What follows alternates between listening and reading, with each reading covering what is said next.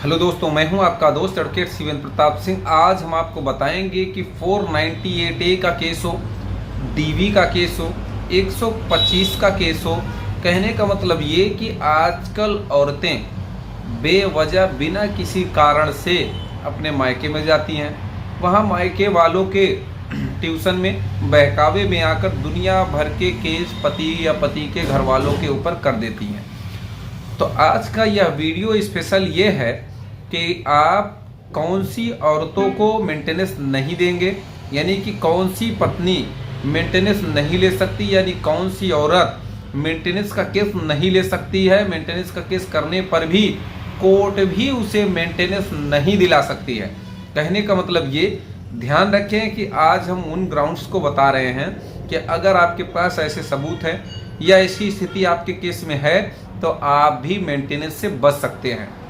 तो वीडियो अंत तक देखें। ज़रूरी बात कोई भी आपके फेवर में हो सकती है, तो इसलिए वीडियो को पॉज ना करें, पूरा देखें। अगर चैनल पे पहली बार आए हैं तो यूट्यूब चैनल को सब्सक्राइब कर लें, बेल आइकन को प्रेस कर लें ताकि आने वाली जानकारी आप तक सबसे पहले पहुंच सके। ध्यान रखें कि अगर आपको 498A का कोई जजमेंट चाहिए, 125 का जजमेंट चाहिए, या किसी भी केस को आपको डिस्कशन करना है और आप डर रहे हैं कि आपको पैसे देने होंगे, तो 1 रुपया भी चार्ज नहीं लगता है डिस्कशन करने का। आपके केस का सुनने का, जवाब देने का 1 रुपये भी नहीं लगता है। स्क्रीन पर चल रहे नंबर पे आप फ़ोन कर सकते हैं। तो चलिए शुरू करते हैं और आपको बताते हैं कि ऐसी औरतों को मेंटेनेंस नहीं देना होगा। ध्यान रखें कि अगर बिना किसी कारण से पत्नी मायके में रह रही है और आपकी अचानक तबीयत खराब हो जाती है, आप अस्पताल में चले जाते हैं, भर्ती हो जाते हैं, या ऐसे ही तबीयत खराब है, आपने सूचना दिया, फिर भी पत्नी अगर नहीं आ रही है तो उसे 1 रुपये खर्च नहीं देना होगा। और ये क्रूएल्टी का भी ग्राउंड है जिसके आधार पर आप तलाक भी ले सकते हैं। ये इस पे हमारे पास कई जजमेंट्स भी हैं।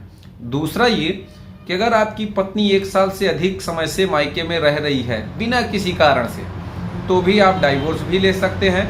और अगर वो मेंटेनेंस का केस करेगी या डीवी का केस करेगी तो आप खर्चा देने से बच सकते हैं। तीसरा ये कि अगर आपकी पत्नी आप रखना चाहते हैं, वो नहीं आना चाहती है, तो भी आप मेंटेनेंस देने से बच सकते हैं।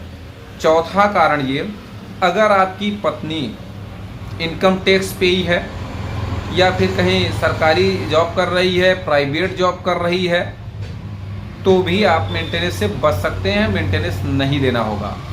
पांचवा, अगर मान लीजिए वो नौकरी कर रही है, नहीं दिखा रही है नौकरी कर रही है, या छोड़ देती है उस दौरान, तो आप ध्यान रखें कि अगर उसके पास कोई ऐसी डिग्री है, कंप्यूटर वगैरह की है, MBA वगैरह की है, BEd की है, जिससे कि वो अपना पालन पोषण भरण पोषण वो कर सकती है, मेंटेन अपने आप को कर सकती है, तो ऐसी औरत को भी मेंटेनेंस नहीं दिया जाएगा।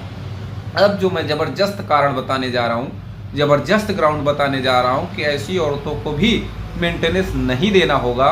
तो ध्यान रखें कि अगर आपकी पत्नी कहीं किसी से बात करती है, यानी यूँ कहा जाए एडल्ट्री के ग्राउंड्स हैं, अगर आपके पास ऑडियो है, वीडियो है, फ़ोटोज़ हैं, कॉल रिकॉर्डिंग है, फिर भी आप रिश्ते को बना के रखना चाहते हैं, आप अलग नहीं होना चाहते हैं, ऐसी स्थिति में भी अगर आता है आपके पास एविडेंस है, सबूत है, तो ऐसी पत्नी को आप भरण पोषण नहीं देंगे, बच सकते हैं।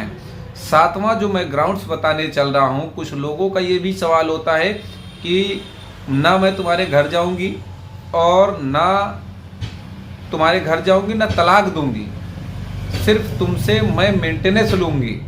तो ऐसी औरतों को सबक कैसे सिखाएं, ऐसी औरतों को सीधा कैसे करें, स्क्रीन पर चल रहे नंबर पे जानकारी लेंगे तो हम आपको बताएंगे उसका तरीका। अब कुछ लोगों का ये भी है, कुछ लोगों की औरतें, कुछ लोगों की पत्नी ये भी सोचती है कि हम जो केस इस पे कर रहे हैं, कुछ लोगों के पास दुनिया भर के सबूत होते हैं अपनी पत्नी के खिलाफ, लेकिन उल्टा उनके ऊपर केस हुआ रहता। तो आपको बता दें कि अगर फर्जी केस किया गया है तो उसके भी कई रास्ते हैं उन्हें जेल भेजने का। चूँकि एक ही वीडियो में मैं सारी बात नहीं बता सकता हूँ, वीडियो लंबा हो जाएगा, भर भर के वीडियोस हैं हमारे पास यूट्यूब चैनल पे हमारे। आप जिस टॉपिक पे आप देखना चाहेंगे सभी टॉपिक्स पे मेरे वीडियोस हैं। तो अगर कोई सवाल शेष रह गया, कुछ पूछना है, तो स्क्रीन पर चल रहे नंबर पे जानकारी लें। अगर वीडियो अच्छा लगा, पसंद आया तो लाइक भी करें, अपने दोस्तों में रिश्तेदारों में शेयर भी करें और चैनल को सब्सक्राइब भी करें। एक कमेंट तो करिए।